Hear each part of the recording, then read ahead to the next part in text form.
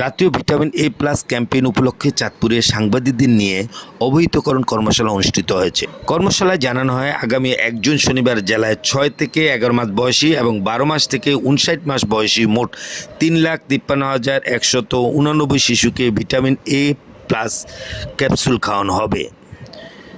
আজ দুপুরে civil surgeon কার্যালয়ের সভাকক্ষে এই কর্মশালায় আয়োজন করা হয়। কর্মশালায় সভাপতিত্ব করেন চাঁদপুরের civil surgeon doctor Mohammad Sakhawat Hossain. Civil surgeon Sakhawat Hossain জানান, ভিটামিন এ শিশুর অপুষ্টিজনিত অন্ধত্ব প্রতিরোধ, শারীরিক বিকাশ, রোগ প্রতিরোধ ক্ষমতা বৃদ্ধি এবং শিশুর মৃত্যুর ঝুঁকি কমায়। কেন রোগ কম হয়? সরকারিভাবে স্বাস্থ্য বিভাগে এ ধরনের কর্মসূচি বাস্তবায়ন করায় দেশে মাতৃ ও শিশু মৃত্যুর হার অনেকাংশ কমে এসেছে। Civil surgeon doctor Mohammad Sakhawat Hossain জানান, 1 জুন সকাল 8টা থেকে বিকেল 4টা পর্যন্ত নির্দিষ্ট টিকা কেন্দ্রে এবং ভ্রাম্যমাণ কেন্দ্রে শিশুদের ভিটামিন এ এবং ভিটামিন এ প্লাস ক্যাপসুল খাওয়ানো হবে। তবে অসুস্থ শিশুদের টিকা খাওয়ানো হবে না, সুস্থ হলে খাওয়ানো হবে।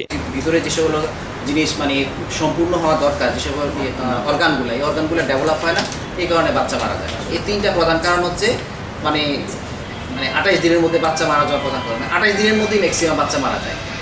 আর 5 বছরের মধ্যে মারা যাওয়ার 2টা বড় কারণ হচ্ছে, একটা হচ্ছে নিউমোনিয়া, একটা হচ্ছে ডায়রিয়া। তবে এখন ডায়রিয়া থেকে বেশি হচ্ছে পানিতে ডোবা। চাঁদপুরে গত 1 বছরে যত বাচ্চা ডায়রিয়াতে না মারা গেছে, তার চেয়ে বেশি মারা গেছে পানিতে ডোবা। এটা আমাদের জন্য একটা বড় চ্যালেঞ্জ। 1 জুনের পরেও পরবর্তীতে 1 সপ্তাহ পর্যন্ত তাদের নির্দিষ্ট টিকা কেন্দ্রে কার্যক্রম অব্যাহত থাকবে।